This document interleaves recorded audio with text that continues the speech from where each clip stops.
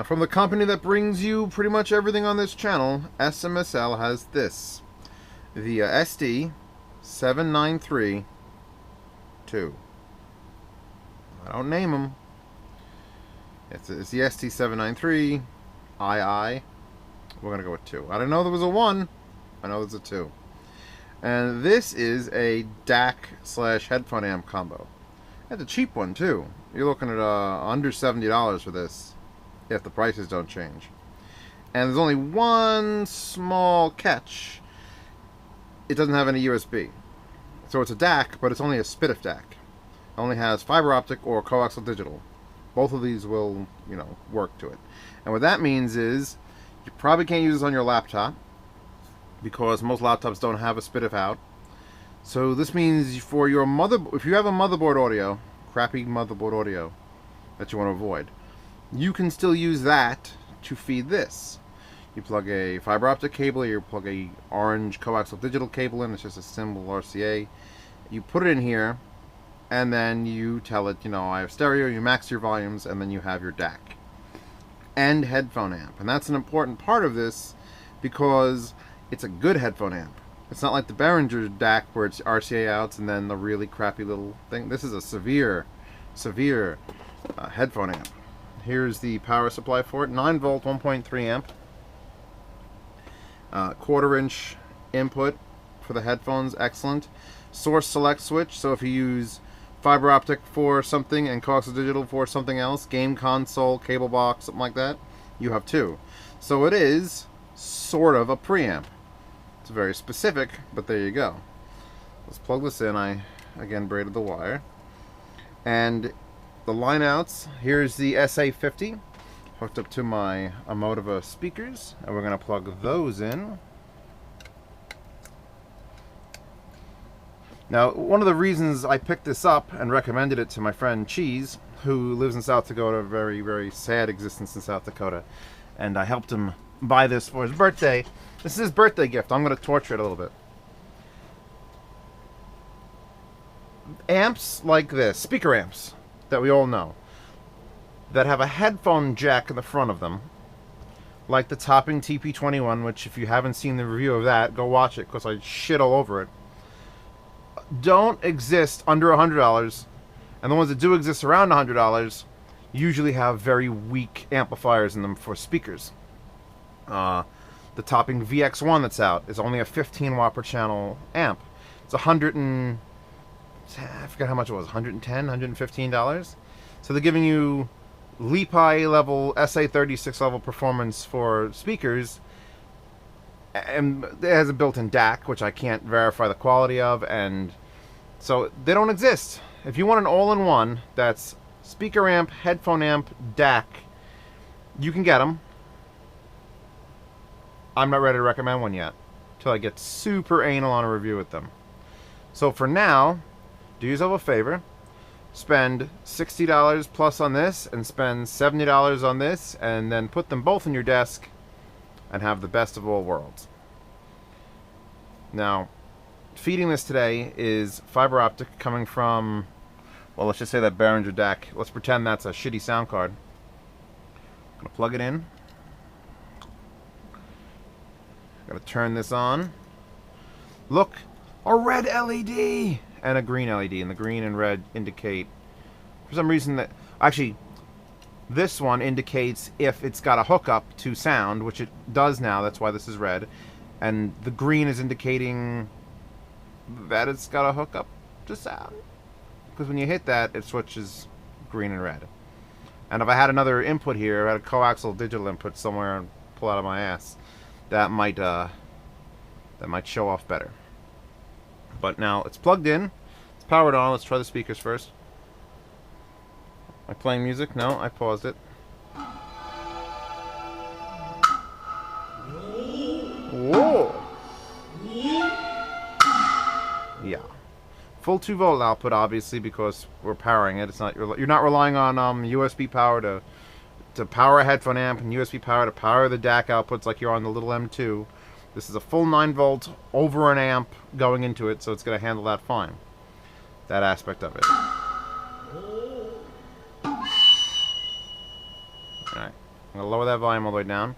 And for headphone testing, I have this rig set up here because I've got a couple big reviews coming up. This JMA VA402 video switcher. It's a video switcher, so it's like standard RCA stuff. And I have a bunch of these RCA to female headphone 3.5mm adapters. And the input's going to be here, and I'm going to put it here. 1/4-inch adapter on that because I love 1/4-inch. And now I can pick and choose.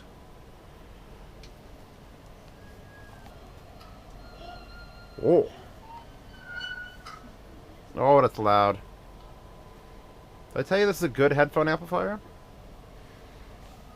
Yeah. This is good for testing this because I get to do more power required for that. Wow, that's loud. Oof. So about halfway up for the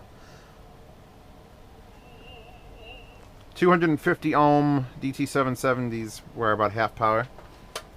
These are the HE300s. God, those sound good. And here, the king of hard to drive yet easy to drive headphones, the HE400s, which are full planar magnetic.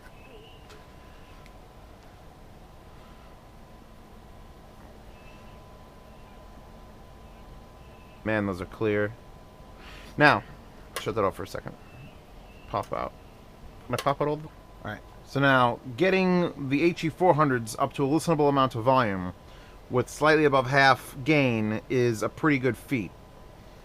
This is not a older FIO amp. This is a real severe headphone amp. Now, I don't know about anything higher than the 400s. 560s, the 6s. You'd probably, you know, if you're going to invest $1,300 in headphones, you may want to invest in more than a $60 headphone amp with a DAC built in. But now let's talk about the DAC, because you can definitely hear a difference in certain, like, there's shit DACs, then there's every other DAC you concern yourself with, and then there's just god tier DACs that have specs that you could read, and, you know, ODAC. That's it. Once you buy that, I don't care about any benchmark D1 that's got another decimal point of 0 before the distortion happens. So this sits right in that middle category of damn good, good enough, no one's going to be able to tell the difference. Shitty DACs, like the ones that come in onboard sounds, mostly older stuff. Actually, the original iPhones were actually pretty good, iPods and things like that. But laptop DACs, anything that's super low power, those are there. This sits right in the middle. And you can tell from...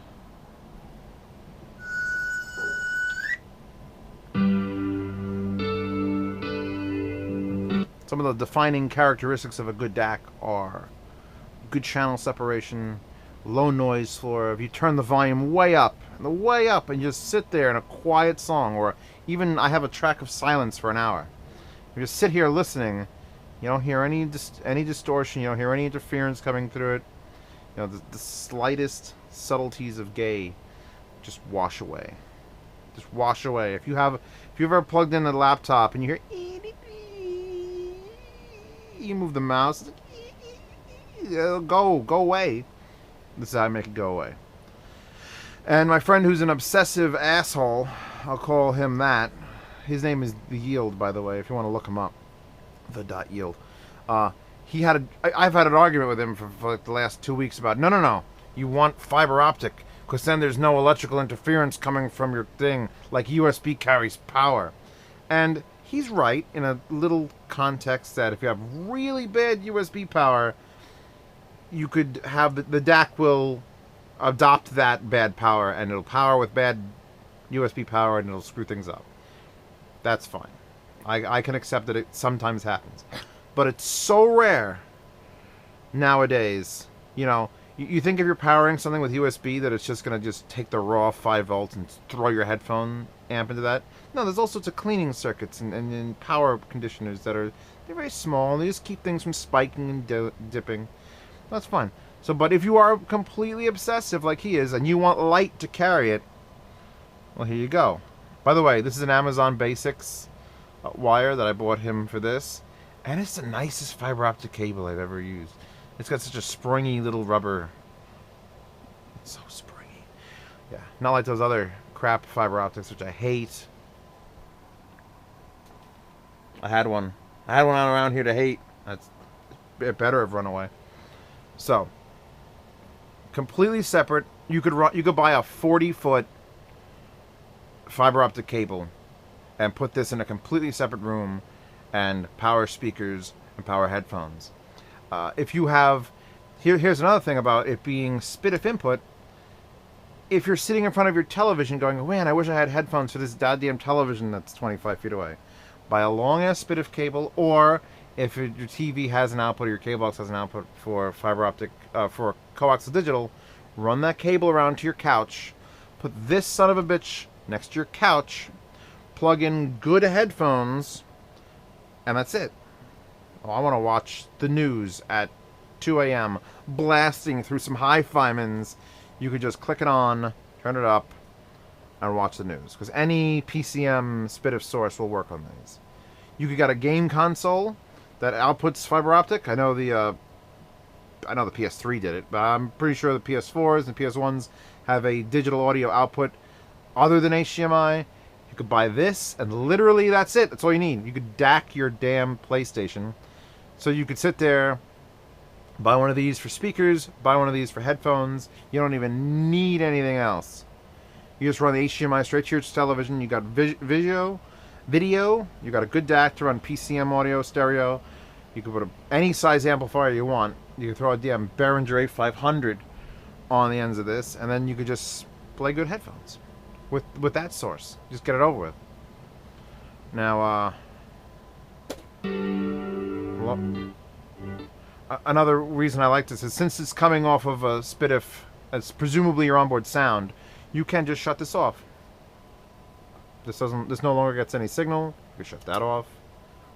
You could turn just this on and play headphones.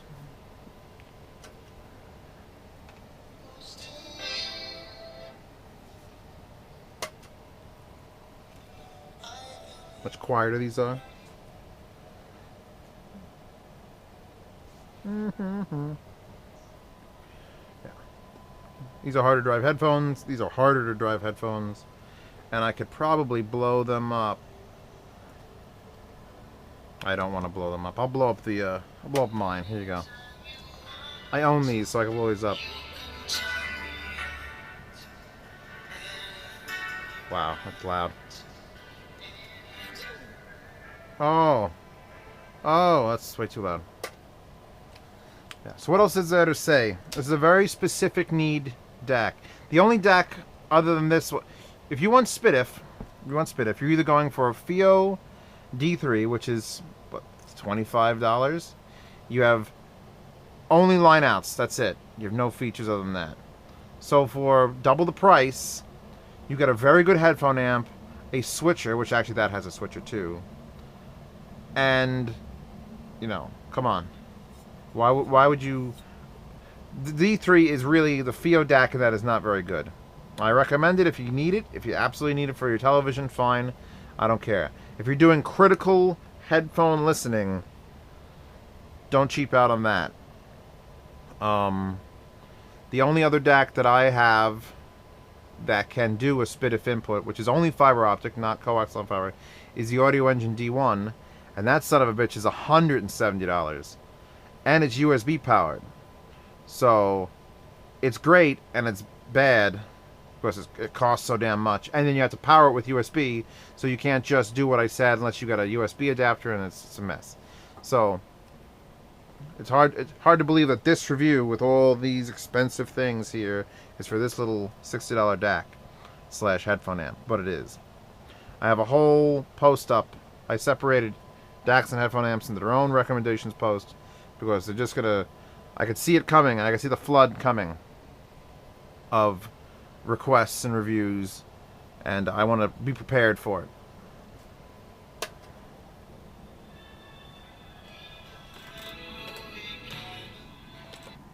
That wasn't next. Yeah, you can't ask for a better setup than this for a desk. Period.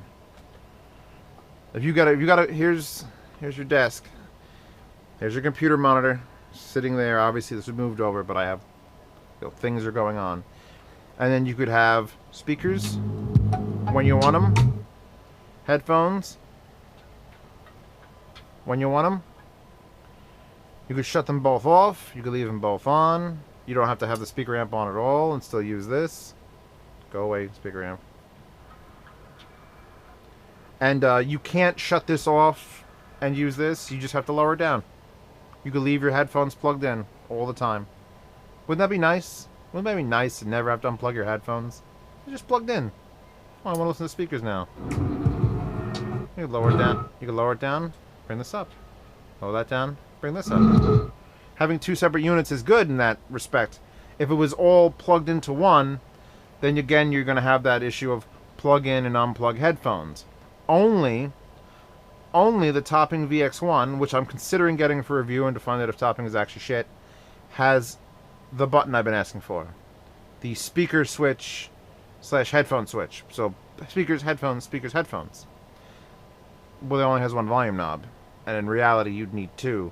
Because that means you turn, if your speakers are super inefficient and you turn it way up, and then you switch to your headphones, and your headphones are super efficient, they may explode. So it's just something to keep in mind. I like separates. Separates are good for me. I like them. Because then I could ever so perfectly set this volume, and ever so perfectly set this volume, and there's no button that's going to make either thing blow up or get louder. So there you go. This is going to South Dakota now. This DAC. And I'm going to miss it when I was doing all this with it. Now I'm going to have to go and get the lowly O2 out to power these monster headphones. Well, Brainwaves are the least monster headphone ever. They just accept. They accept all things.